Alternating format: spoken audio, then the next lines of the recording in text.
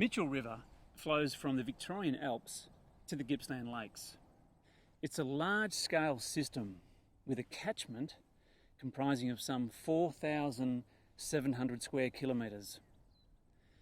In fact, it's the last large-scale river in Victoria that flows unregulated from source to sea. This iconic or heritage river provides around 35% of the freshwater inflow for the Gippsland Lakes and around 80% of the potable water for East Gippsland residents. It supports a large horticultural and agricultural industry that's located along its floodplain reach. Socially, the Mitchell River is of high value, providing opportunities for rafting, boating, fishing, picnicking and hiking. And it's important to acknowledge that to the Gunai-Kurnai people, the Mitchell River has always and still does hold very significant cultural value. The East Gippsland Catchment Management Authority have selected a 7.5 kilometre reach of the Mitchell River floodplain to conduct a river health program. This section of river is located between an area locally known as the Barrier and extends downstream to the Lynn Bridge, which is basically on the edge of the township of Bairnsdale. It would be fair to say that this stretch of river is in poor condition. It's characterised by steep banks.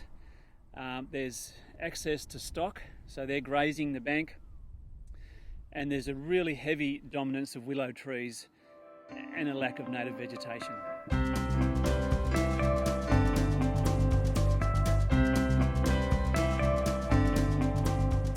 The aim of this program is to work with the adjoining landholders to enhance the river's resilience and its ability to recover after a flood. This is achieved by improving bank stability, not only through the placement of rock, but also by establishing a corridor of native vegetation along the banks.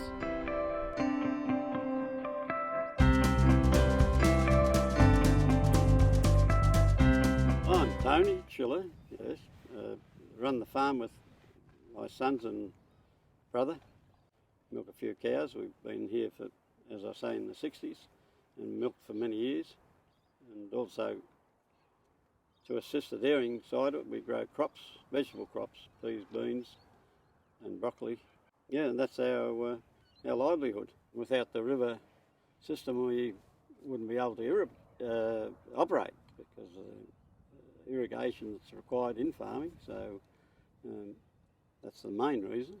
I'm Alan Chiller, third generation dairy and vegetable farmer along the banks of the Mitchell.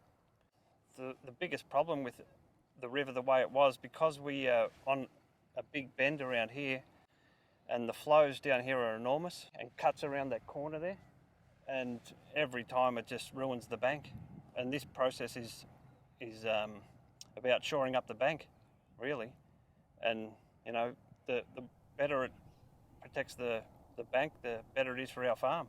Oh, well, I'm greatly impressed because the state of the river in our section, or the bank in our section, was very concerning. So yeah, when Clint approached me and Nicole and sort of gave us a bit of hope that something could be and would be done. So and since they've started the project, I'm quite impressed in the work that's been carried out.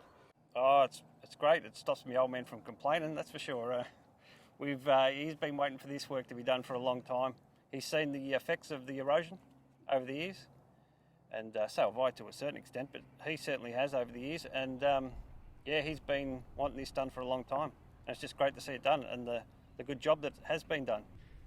This really is a big program, but we're underway.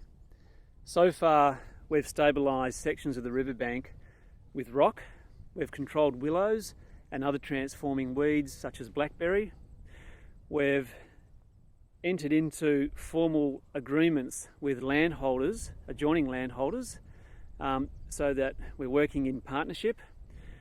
We've constructed around 7 kilometres of stock exclusion fencing beyond the top of the riverbank.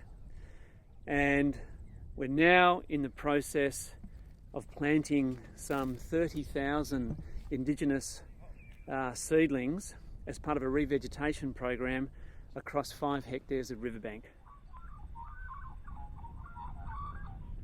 This program demonstrates the authorities' approach of working in partnership with landholders to improve the health of the Mitchell.